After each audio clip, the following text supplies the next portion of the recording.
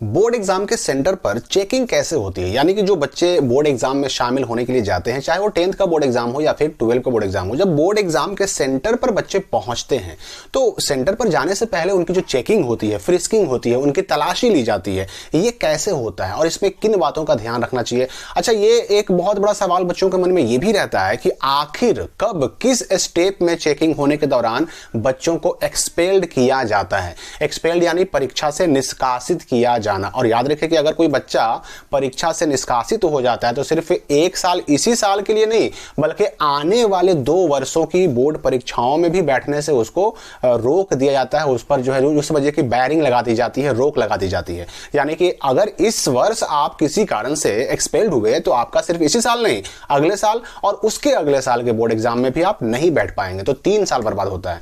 तो ये board exam का जो सेंटर होता है उस पर चेकिंग कैसे होती है, साथ ही साथ जो इस बार बोर्ड एग्जाम को लेकर के 3 नए नियम लाए गए हैं, उन 3 बातों को आपको जानना बेहद जरूरी है कि बोर्ड एग्जाम के सेंटर पर जाने के दौरान चेकिंग से जुड़ा हुआ ये 3 नियम कौन कौन सा है, ये सेंटर पर एंट्री को लेकर के 3 नियम कौन कौन से बनाए गए हैं, उनको जान लेना बेहद जरूरी है। क्योंकि भाई एग्जाम आपका शुरू होने वाला है, एग्जाम से पहले इन नियमों को जानना बेहद जरूरी है। सबसे पहले आपको मैं बता दूं कि जब आप सेंटर पर पहुंचेंगे, देखिए बोर्ड एग्जाम चाहे मैट्रिक का हो, इंटर का हो, 10 का हो, 12 का हो, जैसे ही आप सेंटर पर पहुंचेंगे, सेंटर के मेन गेट पर एंट्री पर ही चेकिंग होती है। अब ये चेकिंग कैसे होती है लाइव आप यहां पर देख सकते हैं। देखिए चेकिंग में क्या होता है कि जो वहां पर गेट पर तैनात होते हैं लोग, चाहे वो वीक्षक हो सकते हैं, कोई अधिकारी हो सकते हैं, पुलिस के लोग हो सकते हैं, ये लोग क्या करते हैं कि परीक्षार्थी को अंदर घुसने से पहले पूरी तरह से उसकी चेकिंग करते हैं। अब देखिए इसमें खास ध्यान दिया जाता है उन जगहों पर जहां पर चिट, पुर्जा, इलेक्ट्रॉनिक गैजेट यानी कोई मोबाइल वगैरह छुपाने की जगह होती है, कमर के आसपास, पैरों में, नीचे, जूता वगैरह के पास, ये सब चेक करने के चांसेस ज्यादा होते हैं। तो ये मेन गेट पर पहली बार चेकिंग होगी और 100% होगी, एंट्री के समय होगी। अब यहां पर मैं आपको बताते चलूं कि भाई आपको एक पहचान पत्र जरूर लेके जाना है, कोई एक ऐसा पहचान पत्र जिसमें आपका फोटो भी हो। तो अगर आपका आधार बना हुआ है तो आधार लेके जाइए, सेंटर पर एंट्री के लिए इसको अनिवार्य किया गया है। दूसरी चीज जो आपको जान लेनी है कि आप जब सेंटर पर एंट्री करेंगे तो सेंटर पर एंट्री करने का जो टाइमिंग है वो बदल दिया गया है। बिहार बोर्ड के मैट्रिक इंटर एग्जाम में इसको आधा घंटा पहले तक रखा गया। मतलब अगर आप बोर्ड एग्जाम में जा रहे हैं और अगर बिहार बोर्ड से मैट्रिक इंटर के एग्जाम में बैठने वाले हैं तो आपको सेंटर पर निर्धारित समय से आधे घंटे पहले पहुंचना होगा।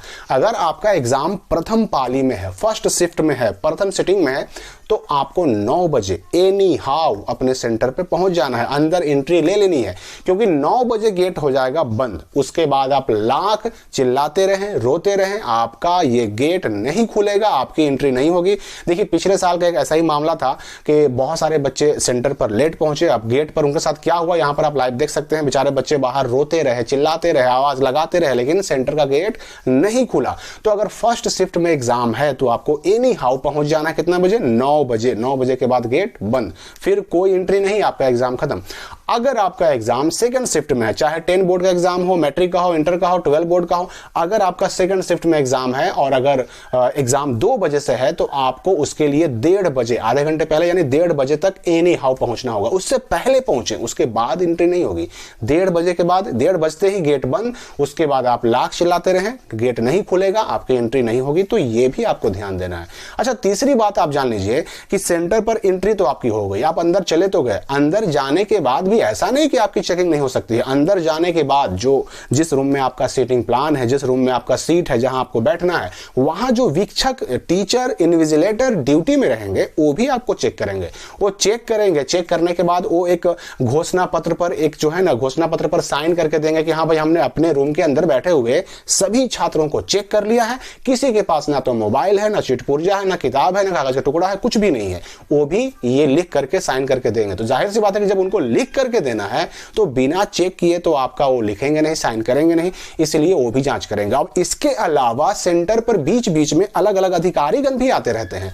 अब ये अधिकारी कोई भी हो सकते हैं, बाहरी अधिकारी हो सकता है, उड़न दस्ता का टीम हो सकता है, अगल बगल के कोई जो है दूसरे अधिकारी हो सकते हैं, कोई आपके सेंटर के सेक्टर मजिस्ट्रेट हो सकते हैं, आपके दंडाधिकारी हो सकते हैं, कोई भी हो सकता है। बाहरी लोग जब आते हैं ना तो वो भी रूम हर एक रूम में जाकर घूमते हैं, देखते हैं वहां की गतिविधि को देखते हैं, आकलन करते हैं, और किसी पर अगर शक होता है तो वो भी कभी भी आपको खड़ा करके आपकी जांच चेकिंग कर सकते हैं। तो इनको भी अधिकार होता है। देखिए, अब यहां पर मैं बता दूं कि एक्सपेल्ड बच्चा कब होता है, कब निष्कासित होने का डर बना रहता है। तो याद रखिए कि सेंटर पर एंट्री होने के वक्त जो चेकिंग होती है, वहां पर कुछ निकलता है तो वहां पर बच्चा एक्सपेल्ड नहीं किया जाता। या फिर मान लेते हैं कि आपके रूम में अभी एग्जाम शुरू नहीं हुआ है, आपके रूम के जो इन्विजिलेटर हैं, वीक्षक हैं, टीचर हैं ड्यूटी में, जो गार्डिंग कर रहे हैं, वो भी आपको चेक करेंगे, तो वो भी आपको एक्सपेल्ड नहीं करेंगे। कुछ अगर निकल ही जाता है तो छीन सकते हैं, छीन कर फेंक सकते हैं, लेकिन आपको एक्सपेल्ड नहीं करेंगे। एक्सपेल्ड कौन करता है जनरली? तो बाहर से आए हुए जो लोग होते हैं, जो दंडाधिकारी होती है, मजिस्ट्रेट होते हैं, ये लोग जब आते हैं ना, तो ये आपको जब चेक करेंगे, और एग्जाम चल रहा है, बीच में चेक किया, आपको चेक किया उन्होंने, कुछ आपके पास से निकल गया आपत्तिजनक, जैसे कोई मोबाइल हो, इलेक्ट्रॉनिक गैजेट हो, कोई चिट पुर्जा हो, कागज का टुकड़ा हो, किताब का फटा हुआ टुकड़ा हो, ऐसी स्थिति में कुछ ना कुछ उनके पास प्रूफ होना चाहिए। प्रूफ रहेगा तो ही आपको एक्सपेल्ड करेंगे।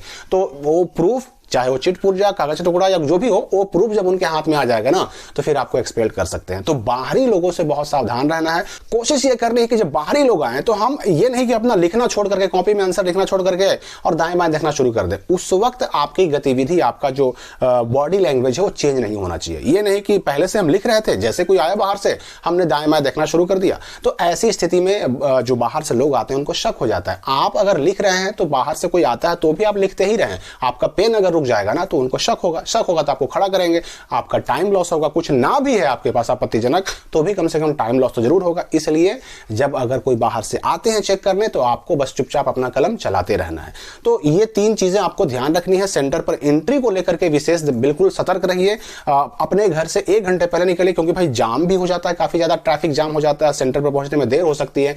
तो 1 घंटे पहले घर से निकलिए, ताकि आपको सेंटर पर एंट्री से वंचित ना होना पड़े, आपको 1 साल बर्बाद होने से आप बचा सके। तो इन सारी बातों के अलावा अगर कोई डाउट आपके मन में है तो कमेंट में पूछ सकते हैं। मिलते हैं अगली वीडियो में एक नई जानकारी के साथ।